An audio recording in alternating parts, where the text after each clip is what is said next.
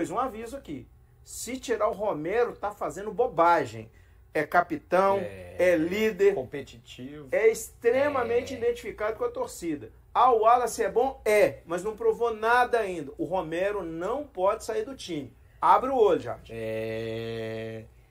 O Romero não pode deixar de dar o combate no meio, não.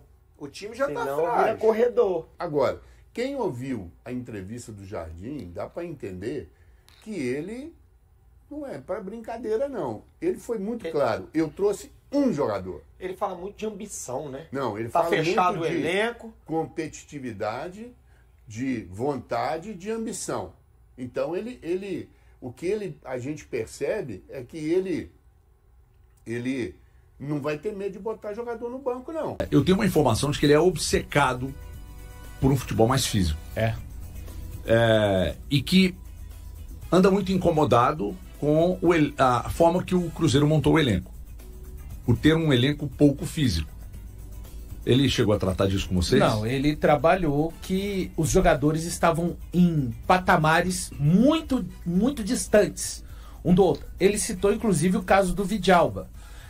Ele falando que... E ele usou essas palavras. Essa resposta foi maravilhosa. Foi, porque o Daniel sabe. Quando ele viu o Vidalba atuando, ele disse assim, contra o Democrata. E ele falou, tá, HG, ontem lá no Cruzeiro Cast, mais uma vez agradecendo a toda a assessoria de comunicação do Cruzeiro por essa grande oportunidade e ao meu irmão Marco Astoni. Ele fala assim, que viu o Vidalba atuando e disse, como é que pode esse jogador estar atuando no Cruzeiro? De tão ruim que ele analisou. Só que aí é onde ele diz, ele foi analisar. Quanto tempo o Vidalba já havia jogado na temporada? Poucos minutos. Então, hoje, ele disse o seguinte, ele colocou todos os jogadores muito próximo na questão do patamar físico e técnico. E daí por diante vai depender de cada um.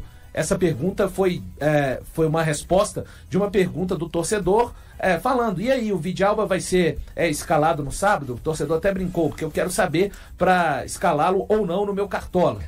Foi a pergunta, e aí ele toca nesse assunto. Então, ele dizia que nenhum jogador estava em alta performance, porque nenhum jogador, de fato, terminou a temporada 2024 lá em cima, mas existiam uns que estavam aqui e outros que estavam aqui nesse nível. O que ele procurou fazer foi colocar todos no mesmo nível, físico principalmente e técnico, e a partir de então, cada um vai se escalar, não somente pelos treinos. Ele não é um técnico que, os treinos não, o jogador precisa de fazer no treino e fazer no jogo, senão não é o suficiente. Então, isso para o torcedor cruzeirense é muito bom de ouvir, porque determinada parte do trabalho do Fernando Seabra, até do Diniz, fulano está fazendo isso nos treinos, por isso, não adianta. Se fizer somente nos treinos, não resolve. Então, essa foi uma das falas do Leonardo Jardim ontem, o Mister. Ô Everton, quanto tempo de entrevista?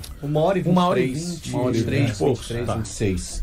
Não, me chamou a atenção também, em cima disso, que a parte que ele fala sobre competição entre jogadores. Excelente. Os jogadores vão ter que competir entre si. E no primeiro momento, quando ele chega no Cruzeiro, ele viu que existia uma grande diferença nessa competição. E o objetivo dele é fazer os jogadores estarem no mesmo nível para competir de verdade. Competir pela lateral, competir pela zaga, competir pela posição de volante. Então isso também me chamou a atenção. E eu marquei um outro ponto aqui importantíssimo e que pode dar indícios nas escalações que ele vem colocando, é a força na bola aérea. Isso. Que ele precisa de um time com jogadores altos. Ele não pode ter no seu elenco 10 jogadores que não tenha força ofensiva aérea ou força defensiva aérea. E eu estava fazendo um levantamento da altura de alguns jogadores do Cruzeiro. A zaga é alta, é uma zaga alta, com o Fabrício Bruno tendo 1,90 m, com o Jonathan Jesus tendo 1,87 m,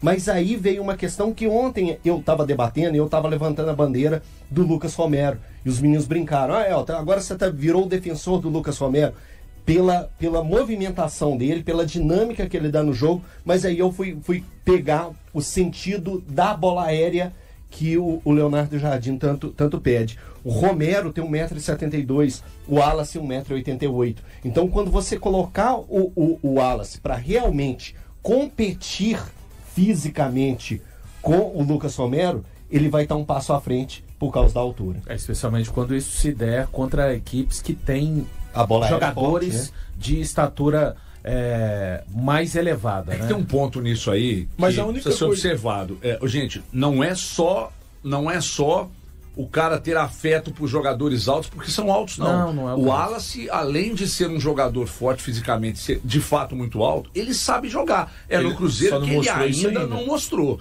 Mas ele tem qualidade. Por isso que eu falei que quando igualar a parte física ao Romero, ele ganha posição. Exatamente. E tem uma outra questão também, Valor, não sei se isso foi dito. Os jogadores. Que não vai dizer isso, como eu não assisti, eu deveria ter assistido, mas ontem eu estava com tanta coisa, enfim.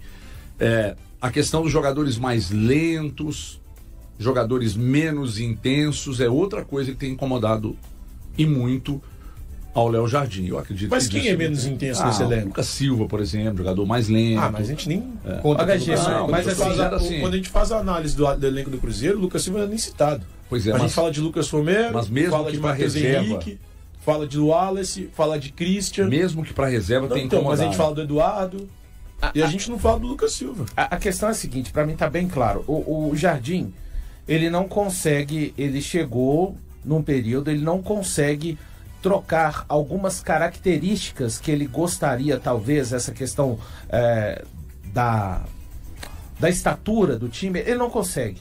O que ele procurou fazer para mim, a impressão que fica nesses 30 dias, é dentro do limiar físico de cada um. Exemplo, ele tocou na situação, no nome do Cássio. Ele falou, claro, ele falou assim, Cássio, precisas treinar um pouco mais, não está bem.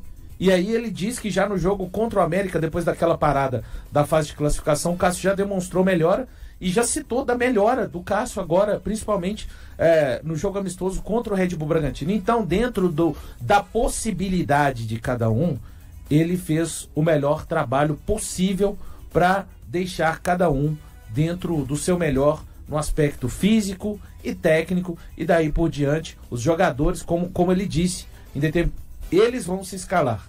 Eles vão se escalar. E sempre lembrando do aspecto da necessidade, né, da equipe. Falou dos jovens também. Não adianta você ter um elenco com 30 jogadores e querer que os jovens sejam utilizados. Ele falou de trabalhos onde ele realizou. Exemplo, o elenco vai ter 26 jogadores. Vai completar 30 com 4 jogadores da categoria de base. Não vai ter medo de colocar jogadores da categoria de base para jogar. Eu perguntei para ele. Uma coisa que eu sempre tenho Foi um comigo. pedido da diretoria, Uma coisa que eu inclusive, sempre tenho comigo, e fiz essa pergunta, porque para mim a experiência para o jogador de base, ela se completa quando ele começa a ter minutos em jogos no profissional. Aqui existe muito essa mania de, principalmente no Cruzeiro, nos últimos anos. O jogador fulano de tal subiu pro profissional. Aí o cara foi relacionado. Aí o cara fica mofando, é relacionado por um monte de jogo, não entra, daqui a pouco ele tá voltando pro sub-20. Ele entende que é o final, a parte final do desenvolvimento do jogador jovem é treinar entre os profissionais, salientou que pediu para integração nova e que nunca mais seja desintegrado, tá? Independente do técnico que estiver no Cruzeiro, não faz o menor sentido o seu sub-20 treinar na toca 1 e o profissional estar na toca 2. Ele pediu para que isso retornasse, então, para a toca da Raposa 2 e falou... Só o sub-20 falou? Sim, o sub-20. E que vai dar minutos, como já deu aí, citou o Janderson, sim, mas que não adianta. Às vezes em um elenco com 30, 32, precisamos de utilizar a categoria de base. Você tem que deixar um espaço para que isso aconteça. Eu acho que meio do ano, para finalizar, que eu já falei demais, vamos ver alguns movimentos importantes do Cruzeiro no mercado e eu já estou assim, na expectativa de ver um início de época, como dizem os portugueses, do Cruzeiro para 2026, porque aí sim ele vai poder estruturar todo o Cruzeiro por uma temporada. O Cruzeiro começa o Campeonato Brasileiro com apoio a Cássio, embora a posição do goleiro esteja em alerta. Confira os dados. O goleiro teve algumas atuações notáveis em 2024, mas teve um começo de temporada irregular. Cássio, que foi a primeira contratação da gestão de Pedro Lourenço há quase um ano, disputa seu primeiro Brasileirão completo com a camisa do Cruzeiro. Apesar de um início de ano instável, ele conta com a confiança do clube, mesmo em um setor que acendeu o sinal de alerta durante o Campeonato Mineiro. O G publicou as estatísticas da defesa no ano e do goleiro desde sua chegada à Toca. Na atual temporada, o Cruzeiro jogou 10 partidas oficiais e não sofreu gols apenas na estreia do Mineiro, contra o Tombense, onde Cássio estava no banco de reservas. Isso representa apenas 10% das partidas, a pior taxa entre os 20 clubes da Série A do Campeonato Brasileiro, conforme dados do espião estatístico do G. Cássio esteve em campo em 8 jogos, levando 8 gols, resultando em uma média de 1 gol sofrido por partida. Ele enfrentou 89 finalizações dos adversários, das quais 42 foram no alvo. Até agora ele realizou 34 defesas com uma média de 4 por jogo. Desde sua estreia pelo Cruzeiro em julho, Cássio participou de 36 jogos, não sendo vazado em 9 deles, ou seja, 25% do total. Nesse período, o time sofreu 160 finalizações certas, com 34 convertidas em gols. Isso resultou em 126 defesas do goleiro, com uma média superior a 3 por jogo. Em relação ao respaldo dentro do clube, as críticas a Cássio aumentaram neste ano, especialmente após falhas na primeira fase do Campeonato Mineiro, com gols sofridos contra clubes como Atlético e Atlético Mineiro. Apesar disso, a diretoria do Cruzeiro continua a apoiar o jogador de 37 anos.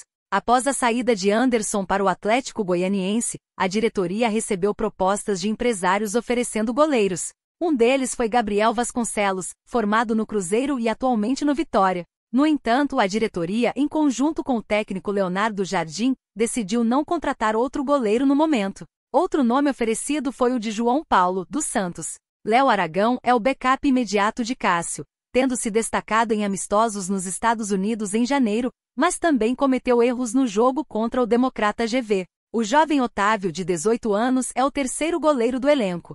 Cássio foi escolhido pela direção do Cruzeiro em maio do ano passado para ser a imagem de uma nova fase da SAF, após a aquisição por Pedro Lourenço e o objetivo de fortalecer o elenco com maiores investimentos. O goleiro, que vinha de um momento difícil no Corinthians e rescindiu seu contrato para se juntar ao Cruzeiro, teve um início promissor. Cássio teve desempenhos notáveis, especialmente na vitória sobre o Botafogo, então líder do Brasileirão, e na classificação sobre o Libertad nas quartas de final da Sul-Americana. Por outro lado, ele enfrentou críticas por gols sofridos contra o Bragantino no Brasileirão e contra Boca Juniors e Racing no mata-mata da competição sul-americana. E aí, galera? O que acharam? Deixem nos comentários. Não se esqueçam de deixar o like e de se inscreverem no canal e acionar o sininho para receber as notificações. Até mais, Nação Celeste! Vamos pra frente!